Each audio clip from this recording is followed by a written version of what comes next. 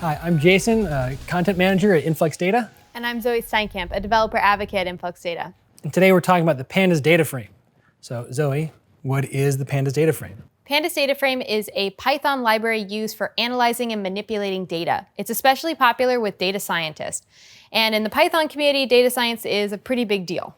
Okay, so how does Pandas integrate with InfluxDB? So InfluxDB specifically has the Python client library.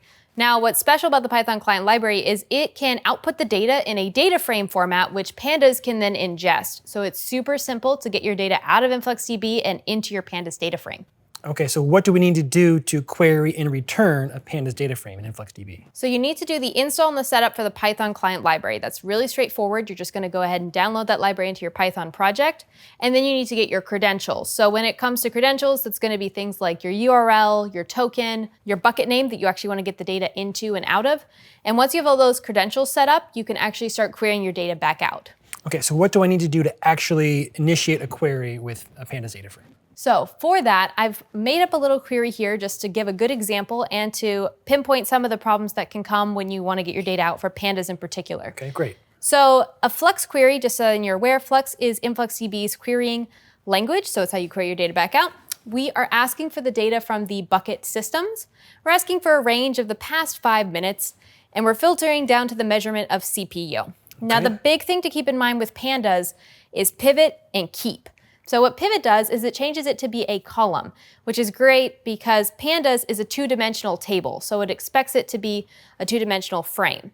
The other thing is the keep. So what keep does is it tells the query what to keep inside of this, and it gets rid of any other extra columns that you don't want to have in your Pandas data frame. Okay. So after you've done your query, you've gotten these two very important parts set up, then you're going to go ahead and call for the InfluxDB client with all those credentials I mentioned before. And you're going to go ahead and use the query API to get that specifically query data frame. That's what you need to use in order to get that data frame format. Okay. And then finally, you can display it with the systemstats.head, which will display it inside of that Pandas data frame. All right, very cool.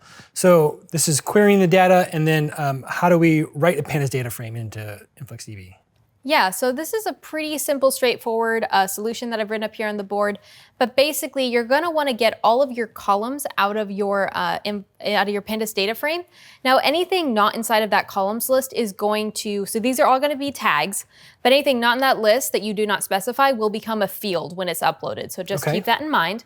Then you do need to set your index. That's going to be your timestamp. InfluxDB requires all data points to have a timestamp, so you definitely want that. And finally, you're just going to use the Python client library write. Basically what it does is it takes two parameters, a bucket name and then the actual record of which you want to write to that bucket. Now, obviously, same credentials that we used in the first example, make sure you have everything set up. But outside of that, this is the easiest and most simple way to get your data up into Influx. And this is very customizable. This is very simple. You can do a lot more with this if you want to, say, drop columns of data or manipulate them before they get sent up. One other thing to note about that timestamp is Pandas already comes with a datetime format. You can use that, or you can use one of these if you would prefer those instead. Okay, cool. It's nice. It's always nice to have options. Speaking of options, I know that InfluxDB comes with Flux, which is a query and analytics language. So why would someone want to use Pandas instead of Flux?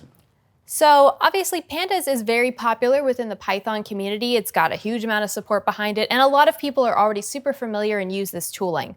So although Flux is also super powerful and great, we are not going to force people to learn a new tool if they're already really comfortable with Pandas, but we do actually suggest you really think about looking into Flux, because even with that first query that we did earlier, you could do a lot more filters, you can do a lot more data manipulation, and you could do it in Pandas too, but you could also save yourself a little bit of time by using Flux first. But in InfluxDB, we always like to meet developers where they're already working. That helps get to that time to awesome we love to talk about. That's right. All right, well, thanks for this overview, Zoe. Really appreciate that. Hopefully it was useful for you as well, and we can't wait to see what you build.